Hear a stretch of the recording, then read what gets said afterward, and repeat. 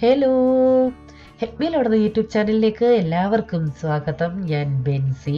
അപ്പോൾ ഇന്നും ഒരു വ്ളോഗാണ്. ഓഫീസിൽ നിന്ന് വന്നു, ഒരു 7 മണി കഴിഞ്ഞു. ഇതിപ്പോൾ ഇന്ത്യ പാകിസ്ഥാൻ പ്രശ്നം തുടങ്ങിയപ്പോൾ മുതൽ റോഡിൽ കൂടെ കാണുന്ന ഒരു കാഴ്ചയാണ്. ഒരു 15-20 മിനിറ്റ് ഇടവിട്ട് ഇതുപോലെ പല ഗ്രൂപ്പുകൾ ഇങ്ങനെ റോഡിൽ കൂടെ ഇങ്ങനെ മുദ്രാവാക്യം വിളിച്ചുകൊണ്ട് പോകുന്നത് കാണാം.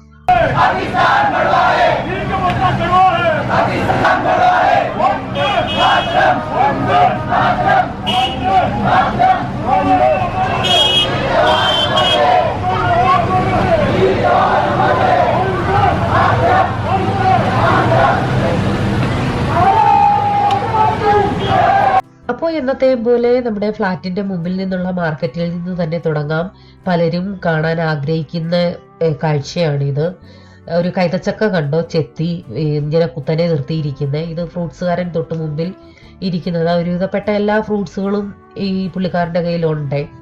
പലർക്കും ഞാനിടുന്ന വീഡിയോയുടെ നോട്ടിഫിക്കേഷൻ കിട്ടുന്നില്ല.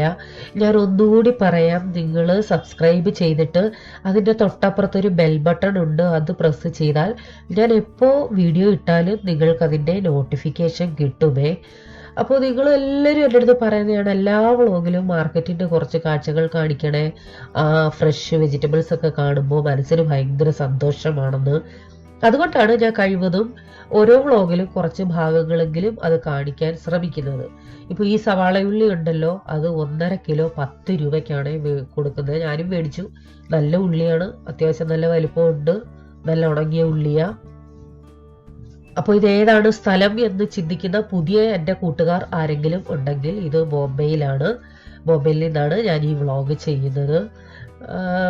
എല്ലാവരും എൻ്റെ അടുത്ത് പറയുന്ന കാര്യമാണ്, വെജിറ്റബിൾസ് ഒക്കെ നല്ല ഫ്രഷ് ആണല്ലോ എന്ന്. അതെ, നല്ല ഫ്രഷ് ആണ്. നാട്ടിൽ കിട്ടുന്നതിനേക്കാൾ നല്ല ലാഭത്തിൽ കിട്ടും. 10 രൂപയ്ക്കൊക്കെ ഉള്ളി നാട്ടിൽ കിട്ടുമോ എന്ന് എനിക്ക് സംശയമുണ്ട്. ഇപ്പോൾ പച്ചക്കറികളുടെ റേറ്റ് എന്ന് പറയുന്നത് 1/4 കിലോ 10 രൂപ, 15 രൂപ, ആ ഒരു റേഞ്ചിലാണ് ഇപ്പോൾ കിട്ടിക്കൊണ്ടിരിക്കുന്നത്. ഇപ്പോൾ ഇച്ചിരി വില കൂടി നിൽക്കുന്ന സമയമാണ്.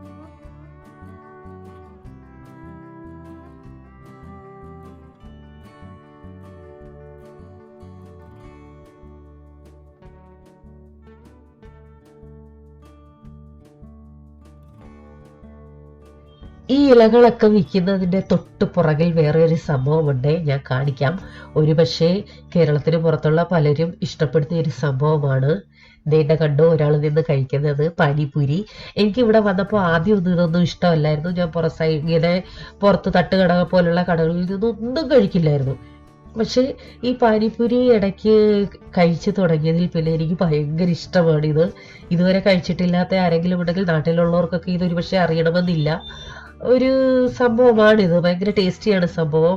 പുളിയും മധുരവും എരിയും ഒക്കെയുള്ള ഒരു വെള്ളം ഒഴിച്ച് കടലയൊക്കെ വേവിച്ച് അതിനകത്ത് ഇട്ട് തരുന്ന ഒരു ചെറിയൊരു പൂരിക്കകത്ത് ഇട്ട് തരുന്ന ഒരു സംഭവമാണ്. പക്ഷെ ജോസാൻ ഇഷ്ടമല്ല കേട്ടോ. ഒരു ദിവസം ഞാൻ നിർബന്ധിച്ച് കഴിപ്പിച്ചിട്ട് എൻ്റെ അടുത്ത് പറഞ്ഞ്, അയ്യേ എന്തൊക്കെയാണ് തിന്നുന്നതെന്ന് ചോദിച്ചു. അപ്പോൾ ഇത് ഒരു പ്ലേറ്റ് ചിലയിടത്ത് 10 രൂപ, 15 രൂപ, ചിലയിടത്ത് 20 രൂപ, ചിലയിടത്ത് 6 പൂരി കിട്ടും, ചിലയിടത്ത് 7, 8, ഓരോ ഏരിയ അനുസരിച്ച് വ്യത്യാസം വരും. അതുകൊണ്ട് അവിടെ ഒരാൾ തിന്ന് കഴിഞ്ഞപ്പോഴത്തേക്ക് അടുത്ത ടീം വന്നു കഴിക്കാൻ. ഇവരുടെ കയ്യിൽ തന്നെ ഇത് മാത്രമല്ല, വേറെ പല സംഭവങ്ങളും ഉണ്ട്. സേവ് പൂരി, റംഗഡ പാറ്റീസ്, ദഹി പൂരി, ദഹി വട, അങ്ങനെ പേരറിയാത്ത കുറേ സംഭവങ്ങളുണ്ട് കേട്ടോ. മസാല, അതായത് മസാല ഇട്ടുള്ള സേവ് പൂരി, അല്ലാതെ സുക്ക ബേൽപൂരി, ഇങ്ങനെയൊക്കെയുള്ള കുറേ സംഭവങ്ങളുണ്ട്. അത് ഓരോന്നും 15 രൂപ, 20 രൂപ, 25 രൂപ, ഇങ്ങനെയൊക്കെ റേഞ്ചാണ്.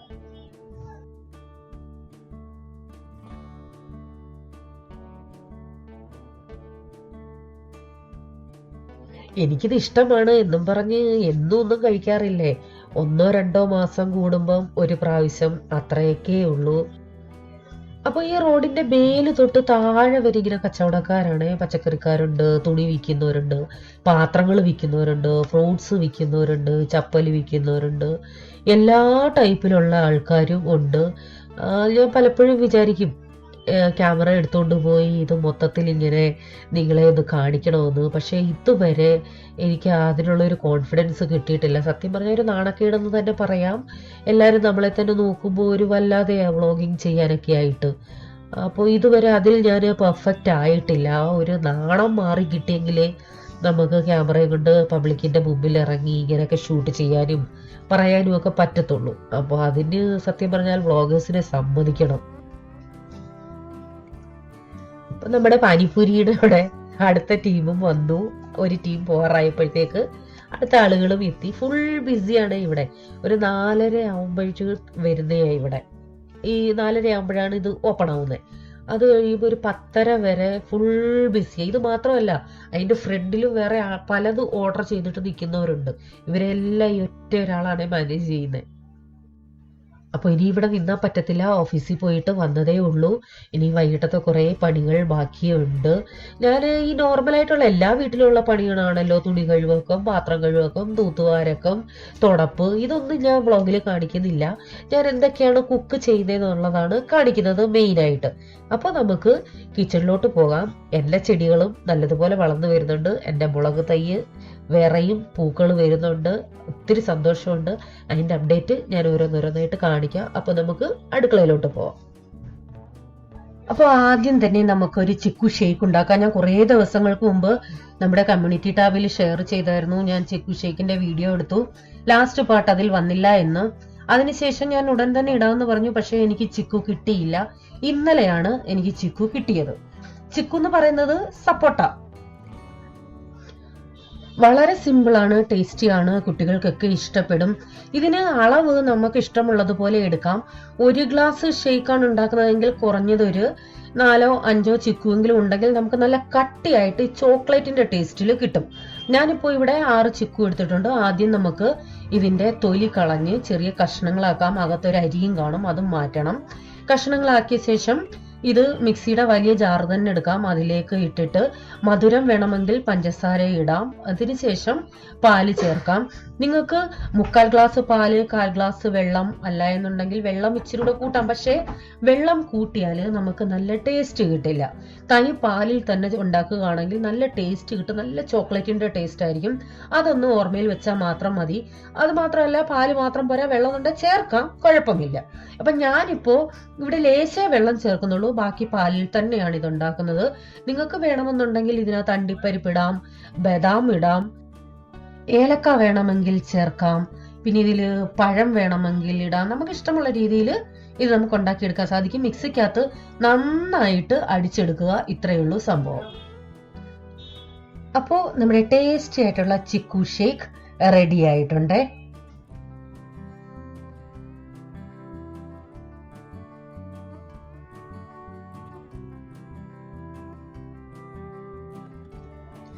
വന്ന വഴി വെജിറ്റബിൾസ് വാങ്ങിയ കൂട്ടത്തിൽ കുറച്ച് ബ്രൊക്കോളി, നമ്മുടെ ശരീരത്തിന് ഏറ്റവും ഗുണം തരുന്ന നല്ലൊരു വെജിറ്റബിൾ ആണ് ബ്രൊക്കോളി.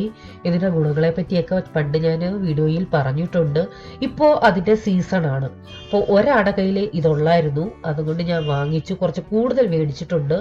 അത് എങ്ങനെയാണ് ഞാൻ കുറച്ച് കൂടുതൽ ദിവസങ്ങൾക്കേക്ക് സ്റ്റോർ ചെയ്യുന്നതെന്ന് ഈ വീഡിയോയിൽ കാണിക്കുന്നുണ്ട്. കാരണം ഇതുപോലെ നമ്മൾ ഫ്രിഡ്ജിൽ വെച്ചിരുന്നാൽ അതിന്റെ ആ മുകളിലത്തെ ആ പൂക്കള് ഇതുണ്ടല്ലോ, അത് വിടർന്ന് വിടർന്ന് വരും. അത് പിന്നെ ടേസ്റ്റ് കാണില്ല, കൂട്ടാൻ വെക്കാൻ ഒരു സ്മെല്ല് വ്യത്യാസവും വരും. അത് ഒത്തിരി അങ്ങ് വിടർന്നു പോവരുത് അതിന്റെ പൂവ്.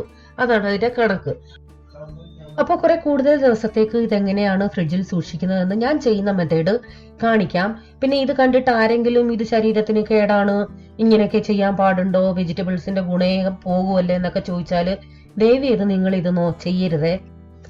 വെജിറ്റബിൾസ് ഒക്കെ നല്ല ഫ്രഷ് ആയിട്ട് തന്നെ പാകം ചെയ്യുന്നതാണ് ഏറ്റവും നല്ലത്. പക്ഷേ നമ്മളെയൊക്കെ സംബന്ധിച്ചിടത്തോളം പലപ്പോഴും അത് സാധിക്കാറില്ല.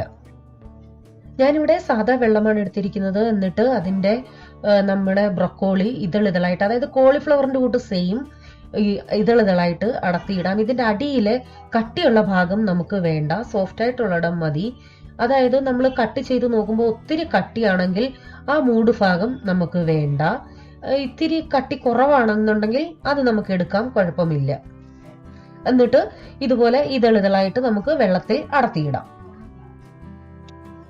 ബ്രൊക്കോളി ക്ലീൻ ചെയ്ത് നന്നായിട്ട് കഴുകി വാരിയ ശേഷം നമുക്ക് ഒരു വലിയ പാത്രത്തിൽ ഇതുപോലെ കുറച്ച് വെള്ളം തിളപ്പിക്കാൻ വെക്കാം. വെള്ളം തിളച്ച ശേഷം തീ ഏറ്റവും കുറയ്ക്കാം. അതിനുശേഷം കഴുകി വെച്ചിരിക്കുന്ന ബ്രൊക്കോളി ഇതിലേക്ക് ഇട്ട് കൊടുക്കാം. ഇതിലേക്ക് ഇട്ടിട്ട് നമുക്ക് തീ കുറച്ച് വെച്ചാൽ മതി. ഒരു 2 മിനിറ്റ് ഇതിനകത്തിട്ട് നന്നായിട്ടൊന്ന് ഇളക്കണം.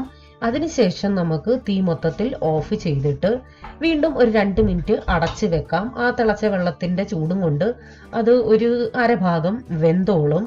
അതിനുശേഷം നമുക്ക് ഇത് കോരി വേറൊരു പാത്രത്തിലോട്ട് ഒരു കണ്ണാപ്പയില കെട്ടങ്ങണം കോരിയിടാം. ആ വെള്ളം മൊത്തം വാലണം. ഇത് നന്നായിട്ട് തണുക്കണം. ഇത് തണുത്ത ശേഷം നമുക്ക് ഒരു പാത്രത്തിലാക്കി ഫ്രിഡ്ജിൽ അടച്ച് സൂക്ഷിക്കാം. ഞാനിത് ഒരാഴ്ചയോളം യൂസ് ചെയ്തിട്ടുണ്ട്. ഒരാഴ്ചയും ചിലപ്പോൾ അതിൽ കൂടുതലും യൂസ് ചെയ്തിട്ടുണ്ട്.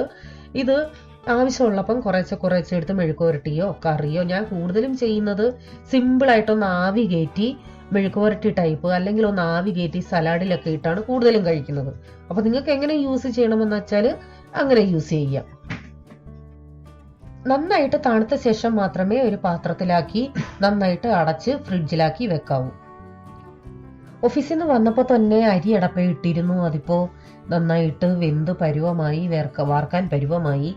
ഇതിപ്പോ ഈ ചോറ് വെക്കുന്നത് ഇന്നത്തേക്കല്ല, ഇത് നാളത്തേക്കാണേ.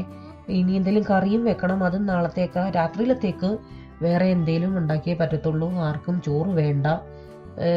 നിങ്ങൾക്കറിയാമല്ലോ, എൻ്റെ ബ്രദർ ഇവിടെ ഉണ്ട്. അപ്പോൾ ബ്രദറിനും വൈകിട്ട് ചോറ് വേണ്ട, ജോസാനും വേണ്ട.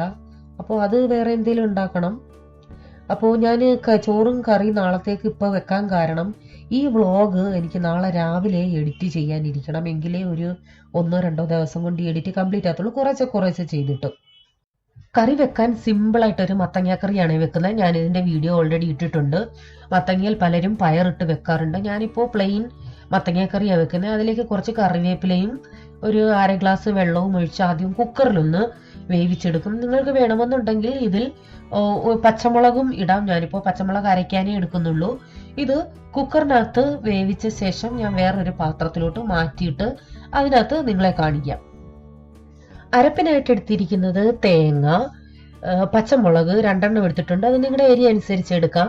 പിന്നെ മഞ്ഞൾപ്പൊടി, പിന്നെ ജീരകം, നല്ല ജീരകം, അതായത് ചെറിയ ജീരകം, പിന്നെ 4-5 കൊച്ചുള്ളി, 1-2 അല്ലി വെളുത്തുള്ളി. വെളുത്തുള്ളി കൂടുതൽ വേണ്ട, അത്രയും മതി. ഇത് നല്ല പേസ്റ്റ് പോലെ നമുക്ക് മിക്സിയുടെ ചെറിയ ജാർ തന്നെ എടുക്കുന്നതായിരിക്കും നല്ലത്. നന്നായിട്ട് അരച്ചെടുക്കണം. മത്തങ്ങ നന്നായിട്ട് വെന്തിട്ടുണ്ട്. എൻ്റെ കുക്കറിൽ 2 വിസിലാണ് ഞാൻ അടിച്ചത്. അതിനുശേഷം ഫുൾ സ്റ്റീം പോയ ശേഷം ഓപ്പൺ ചെയ്തു. ഇത് മൊത്തത്തിൽ അങ്ങ് ഉടയ്ക്കണ്ട, ഒരു 1/4 ഭാഗം ഉടച്ച് ബാക്കി ഉടയാതെ ആ പരുവത്തിന് മതി. ഇത് നല്ല ഉടച്ച ശേഷം നമ്മൾ അരച്ചു വെച്ചിരിക്കുന്ന അരപ്പ് ഇതിലേക്ക് ചേർത്ത് ഇളക്കി ആവശ്യത്തിന് എത്രയും നിങ്ങൾക്ക് വെള്ളം വേണോ അത്രയും വെള്ളം ചേർത്ത് നമുക്കൊന്ന് അടുപ്പിൽ വെച്ച് നന്നായിട്ട് ഇത് തിളപ്പിക്കുക. അതായത് ആ അരപ്പ് നല്ലതുപോലെ ഒന്ന് വേവണം. ആവശ്യത്തിന് ഉപ്പും ചേർക്കാൻ മറക്കല്ലേ. കറി നന്നായിട്ട് തിളച്ച ശേഷം നമുക്ക് കടു താളിച്ച് ഇതിലേക്ക് ഇടാം. നോർമലായിട്ട് കടു താളിക്കുന്നത് പോലെ തന്നെ കടുക്, കൊച്ചുള്ളി, കറിവേപ്പില, പിന്നെ കുറച്ച് മുളക് പൊടി, ഇത്രയുമാണ് ഞാൻ യൂസ് ചെയ്തിരിക്കുന്നത്. കടുക് താളിച്ചിട്ട് നമുക്ക് അടച്ചു വെക്കാം. ഇത്രയേ ഉള്ളൂ നമ്മുടെ മത്തങ്ങ കറി. നാട്ടിൽ നിന്ന് കൊണ്ടുവന്ന ഉണക്കമീൻ ഞാൻ കാണിച്ചിരുന്നില്ലേ, അപ്പോൾ അത് കുറച്ച് ഫ്രൈ ചെയ്യാൻ പോവാ. ഈ മീൻ ഞാൻ വെട്ടിയെടുക്കുമ്പോൾ ഈ പരുവത്തിലൊക്കെ ആവുമേ, നല്ല ഇങ്ങനെയൊക്കെയാണ് കിട്ടുന്നത്. അപ്പോൾ വറക്കുമ്പോൾ പൊതുവെ കുറച്ച് കൂടുതൽ അങ്ങ് ഫ്രൈ ചെയ്ത് വെക്കും. കാരണം എപ്പോഴും വറുത്ത് സ്മെല്ലാവണ്ടല്ലോ. ഇത് വറുത്ത് കുറച്ച് കൂടുതൽ ഒരു ഡബ്ബയ്ക്കകത്തിട്ട് വെച്ചിരുന്നാൽ ആവശ്യമുള്ളപ്പം 1-2 വെച്ചെടുത്താൽ മതി. ഞാനിത് ഫ്രിഡ്ജിൽ വെച്ചിരിക്കും, കേടാവത്തില്ല. എത്ര നാൾ വേണേലും നമുക്ക് യൂസ് ചെയ്യാം. പിന്നെ ഒന്ന് ചൂടാക്കണമെന്നുള്ളവർ ചെറുതായിട്ട് ചൂടാക്കി യൂസ് ചെയ്യാം, അല്ലാതെ യൂസ് ചെയ്യേണ്ടവർക്ക് അങ്ങനെ യൂസ് ചെയ്യാം. എന്നും ഫ്രൈ ചെയ്ത് റൂമിൽ സ്മെല്ലാക്കണ്ടല്ലോ എന്ന് വിചാരിച്ച് ഇതങ്ങ് വറക്കുമ്പോൾ കുറച്ച് കൂടുതൽ അങ്ങ് ഫ്രൈ ചെയ്ത് വെക്കും.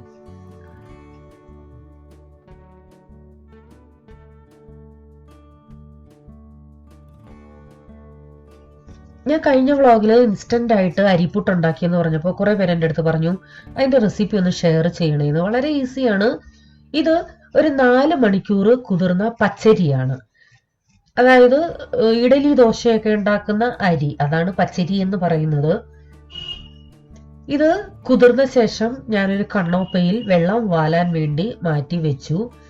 ഫുള്ളങ്ങ് വെള്ളം വാന്ന് ഒത്തിരി അങ്ങ് ഉണങ്ങണ്ട, ഒരു 1/4 വെള്ളം വാർന്ന പരുവം, അതാണ് കണക്ക്. എന്നിട്ട് നമ്മുടെ മിക്സിയുടെ ചെറിയ ജാറ് തന്നെ എടുക്കണം. ചെറിയ ജാറിലിട്ട് ഇത് പൊടിക്കണം. അപ്പോൾ ഒറ്റ പ്രാവശ്യമായിട്ട് പൊടിക്കാൻ പറ്റത്തില്ല, നിങ്ങളുടെ ജാറിന്റെ കപ്പാസിറ്റി നിങ്ങൾക്ക് അറിയാമല്ലോ. അങ്ങനെ കുറേശ്ശെ ഇട്ടേ പൊടിച്ചെടുക്കാവേ. ഇത് ഓഫ് ചെയ്തിട്ട് ഇടയ്ക്കൊന്ന് ഇളക്കി കൊടുക്കണം. ഇതിപ്പോ ഇതേ തരിയുണ്ട് കുറച്ചുകൂടെ, എന്നിട്ട് നല്ലതുപോലെ ഒന്നുകൂടെ ഇളക്കി ഇട്ടിട്ട് ഒത്തിരി അങ്ങ് നല്ല ഭസ്മം പോലെ അങ്ങ് പൊടിയണ്ട, കുറച്ച് തരിയും കുറച്ച് നല്ലപോലെ പൊടിയണം, അത്രയേ ഉള്ളൂ.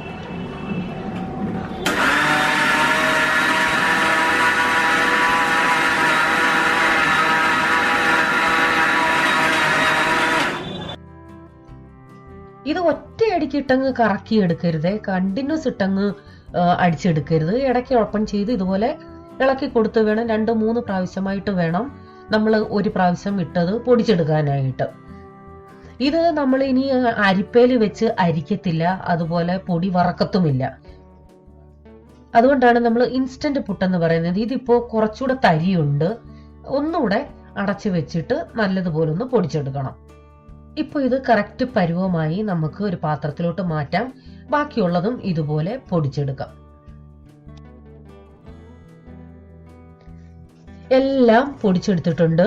നമ്മുടെ പരുവം എന്ന് പറയുന്നത് ഒത്തിരി അങ്ങ് തരിയാവരുത്, നന്നായിട്ട് പൊടിയണം, എന്നാൽ ലേശം ഒരു തരി വേണം, അതാണ് പരുവം. ഇതിനിപ്പോ നിങ്ങൾക്ക് അരി അരച്ചപ്പോ നന്നായിട്ട് ഡ്രൈ ആയിട്ടാണ് പൊടിച്ചെടുത്തതെങ്കിൽ ലേശം കൂടെ വെള്ളം കുടഞ്ഞ് നനയ്ക്കാം. അതല്ല വെള്ളമയം ഉണ്ടെങ്കിൽ എക്സ്ട്രാ വെള്ളം ചേർക്കേണ്ട ആവശ്യമില്ല. എനിക്കിപ്പോൾ ഇച്ചിരി ഡ്രൈ ആയിട്ട് തോന്നുന്നുണ്ട്, അതുകൊണ്ട് ഞാൻ ലേശം വെള്ളം തളിച്ച് ഒന്ന് മിക്സ് ചെയ്യുന്നുണ്ട്, അത്രയേ ഉള്ളൂ. ഇതിനകത്തേക്ക് ആവശ്യമുള്ള ഉപ്പുപൊടിയും കൂടി ഇട്ട് വേണം ഇങ്ങനെ യോജിപ്പിക്കാനായിട്ട്. ഓരോ പ്രാവശ്യവും നിങ്ങൾ പുട്ട് പുഴുങ്ങി എടുക്കുമ്പോൾ ഡ്രൈ ആയിട്ട് തോന്നുന്നുണ്ടെങ്കിൽ ഇതുപോലെ കയ്യിൽ ഇച്ചിരൊന്ന് നനച്ചു കൊടുത്ത് ഇതുപോലെ ഒന്ന് ഇളക്കി കൊടുത്താൽ മതി. എന്റെ കയ്യിൽ ചിരട്ടപ്പുട്ടിന്റെ ആണേ ഉള്ളത്, കുറേ വർഷങ്ങളായി നാട്ടിൽ നിന്ന് മേടിച്ചുകൊണ്ട് വന്നതാ. ഇതിൽ തേങ്ങ നിങ്ങൾക്ക് ഇഷ്ടമനുസരിച്ച് അടിയിലും മുകളിലും നടുക്കും ഒക്കെ എങ്ങനെ ഇടണ്ടേന്ന് വെച്ചാൽ നിങ്ങൾക്ക് ഇഷ്ടമുള്ളതുപോലെ ഇടാം.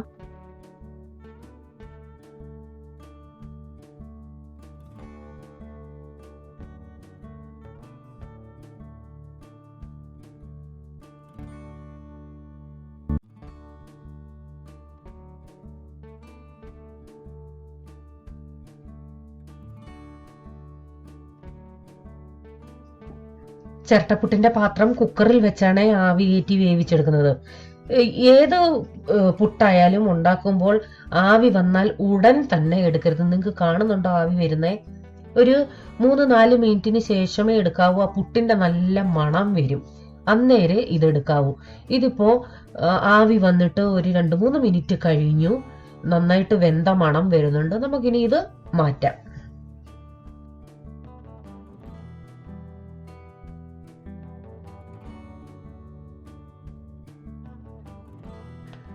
ഇപ്പോൾ രാത്രി 11 മണി കഴിഞ്ഞു. ബ്രദറിന് ചൂടോടെ തന്നെ കൊടുക്കട്ടെ. അപ്പോൾ ജോസാനുള്ളത് ഞാൻ ഇപ്പോഴേ ഉണ്ടാക്കത്തില്ല, 12 മണിയാവുമല്ലോ ഇനി എത്തുമ്പോൾ. അപ്പോഴത്തേക്ക് താഴെ വരുമ്പോഴത്തേക്ക് മാത്രമേ ഞാൻ ചൂടോടെ പുട്ടുണ്ടാക്കത്തുള്ളൂ.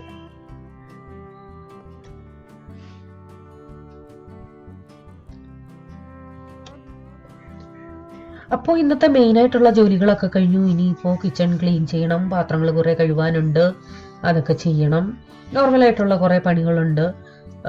12 മണിയാകുമ്പോഴത്തേക്ക് ജോസാൻ വരും, അപ്പോഴത്തേക്ക് ജോസാന് കഴിക്കാനുള്ളതൊക്കെ റെഡിയാക്കണം. നമ്മളിങ്ങനെ നനച്ച് വെച്ച ഈ അരിപ്പൊടി ഉണ്ടല്ലോ, ഞാൻ 1-2 ദിവസം വരെ ഫ്രിഡ്ജിൽ വെച്ച് യൂസ് ചെയ്തിട്ടുണ്ട്. ഓരോ പ്രാവശ്യം എടുക്കുമ്പോൾ വെള്ളം നനവ് കുറവാണെങ്കിൽ ഒന്ന് കുടഞ്ഞു കൊടുത്താൽ മതി. 2 ദിവസത്തിൽ കൂടുതൽ ഞാൻ വെച്ചിട്ടില്ല കേട്ടോ. അപ്പോൾ ഈ വ്ളോഗ് നിങ്ങൾക്ക് ഇഷ്ടമായെങ്കിൽ തീർച്ചയായിട്ടും നിങ്ങളുടെ അഭിപ്രായങ്ങളും നിർദ്ദേശങ്ങളും അറിയിക്കാൻ മറക്കരുത്. നിങ്ങൾക്ക് എന്തെങ്കിലും തിരുത്തണം എന്ന് തോന്നുന്നുവെങ്കിൽ അത് അഭിപ്രായം അറിയിക്കണം. തിരുത്തേണ്ടതാണെങ്കിൽ തീർച്ചയായിട്ടും ഞാൻ തിരുത്താൻ ശ്രമിക്കാം. അപ്പോൾ പുതിയൊരു വീഡിയോയുമായിട്ട് വരാം. Till then bye. God bless you.